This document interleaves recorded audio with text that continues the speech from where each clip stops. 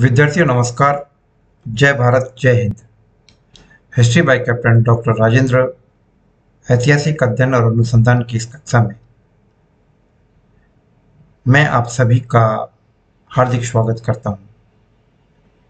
मैं captain doctor Rajendra, associate professor department of history, government noble college Bikaner, आज आपसे मुखातिब हूं कुछ बातें सिंधु घाटी सभ्यता के बारे में करने के लिए, और साथ ही साथ मैं आपसे शेयर भी कर रहा हूं इस वीडियो का पीडीएफ लिंक, ताकि जो बातें मैंने आपको समझाई है वो आपको इस पीडीएफ लिंक के माध्यम से देखकर आसानी से समझ में आ जाए। मैंने इस पीडीएफ में कुछ छोटे छोटे क्वेश्चन जो अमूमन परीक्षाओं में पूछे जाते हैं और जो काफ़ी महत्वपूर्ण हैं, और चूंकि ये छोटे प्रश्न काफ़ी स्कोरिंग होते हैं, तो इस हिसाब से मैंने कुछ प्रश्न आपके लिए पीडीएफ नोट्स में तैयार किए, ताकि आपको वीडियो देखने के बाद इनसे मदद मिले। तो आइए विद्यार्थियों, मैं आपसे बात करता हूँ इंडस वैली सिविलाइजेशन के बारे में। सिंधु घाटी सभ्यता।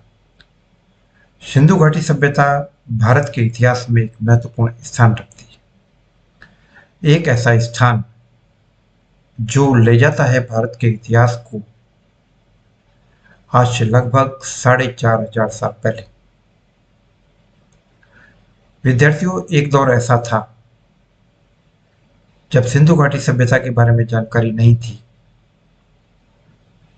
यूरोपियन इतिहासकारों का यह मानना था कि भारत का कोई अपना प्राचीन इतिहास नहीं है। भारत का इतिहास जो आर्यों से शुरू होता है, उसके बारे में भी अधिकांश यूरोपीय इतिहासकारों की यह धारणा थी, और विशेष रूप से प्रोफेसर मैक्स मुलर की, कि आर्य इस देश के मूल निवासी नहीं थे, बाहर से आए थे।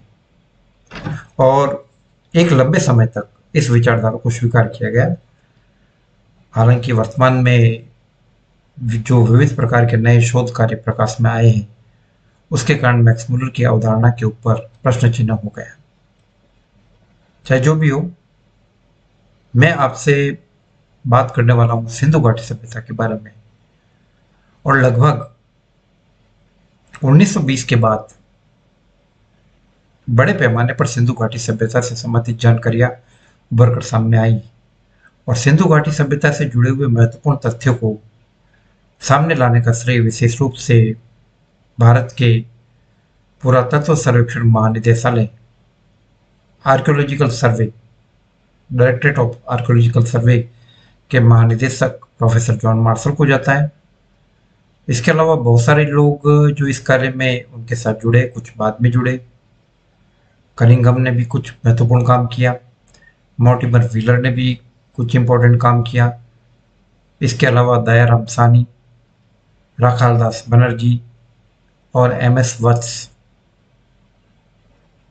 बाद में बीबी थापर, रजवासी लाल, अमलानंद घोष, प्रोफेसर हसमुख डी साकलिया, बहुत सारे लोग इस कार्य से जुड़ते रहे, और सिंधु घाटी से संबंधित विविध प्रकार के तथ्य हमारे सामने आते गए। जब भी सिंधु घाटी सभ्यता के बारे में विद्यार्थियों बात की जाती है, तो कुछ बातें आपको ध्यान में रखनी होगी कि number 1, it was a civilization of cities. इसे नगरीय सभ्यता कहा जाता है। सिंधुवासी बड़े बड़े नगर निर्माता थे, बड़े बड़े भवन निर्माता थे, और वे बड़े बड़े किलों में निवास करते थे। उनका स्थापत्य अद्भुत था, बेजोड़ था। यदि हम ऋग्वेद की प्रारंभिक ऋचाओं का अध्ययन करें, तो हमें इससे उस बात की पुष्टि हो जाती है जिसमें ऋग्वैदिक उपासक अपने युद्ध के देवता इंद्र से प्रार्थना कर रहा है, अपने शत्रुओं से लड़ते हुए, जिनको सिंधु घाटी के लोगों से सम्मिलित किया जाता है, कि हे इंद्र, हमारे उन शत्रुओं को नष्ट करो जो बड़े बड़े पुरों में रहते हैं, जो बड़े बड़े दुर्गों में रहते, बड़े बड़े किलों में रहते। यानी ये बड़े बड़े भवन निर्माता थे। तो बेसिकली सिंधु घाटी सभ्यता एक नगरीय सभ्यता थी।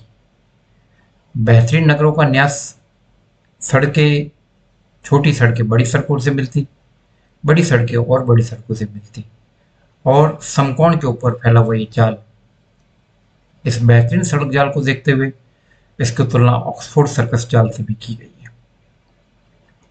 सिंधु घाटी सभ्यता में मोहनजोदड़ो से मिला हुआ बेहतरीन स्नानागार 39 फुट लंबा, 23 फुट चौड़ा और 8 फुट गहरा, यहाँ के लोगों के भवन निर्माण स्थापत्य, नगर स्थापत्य और चातुर्य को परिलक्षित करता है।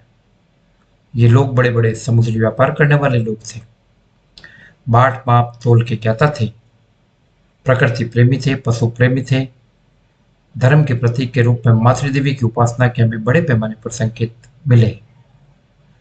उच्च कोटि का बाट माप और बड़े बड़े महत्वपूर्ण केंद्र, लोथल जो गुजरात में साबरमती और भोगवा नदी के संगम पर स्थित था, एक बेहतरीन डॉकयार्ड के रूप में जाना गया है। कालीबंगा जो सिंधु घाटी सभ्यता का भी एक महत्वपूर्ण केंद्र रहा, अपने तंदूर के चूल्हे, अपने जुते हुए खेत और कुछ कॉपर यूज के लिए भी यह सेंटर जाना गया। चनहुदड़ो अपने मन के बनाने के कारखाने के लिए विख्यात था। धोलावीरा बेहतरीन क्वालिटी के चावल के लिए विख्यात था।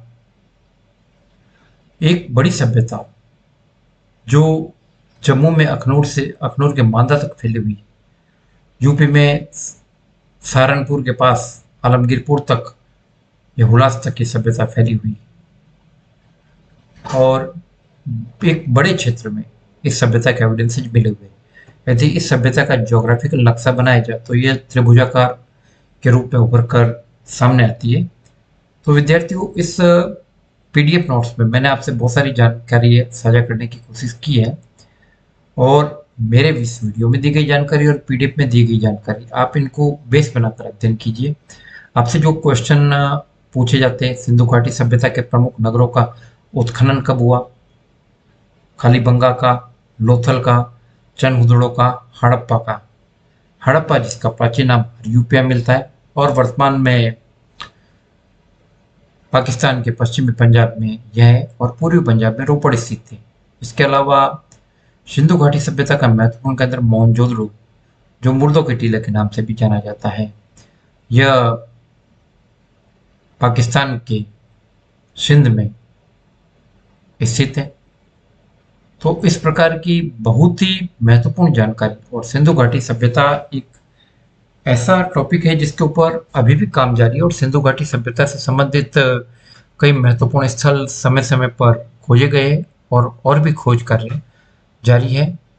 तो मैं उम्मीद करता हूँ कि आपको मेरी इस क्लास में दी गई कुछ बातों से और पीडीएफ से इस टॉपिक को समझने में मदद मिलेगी। जय भारत, जय हिंद।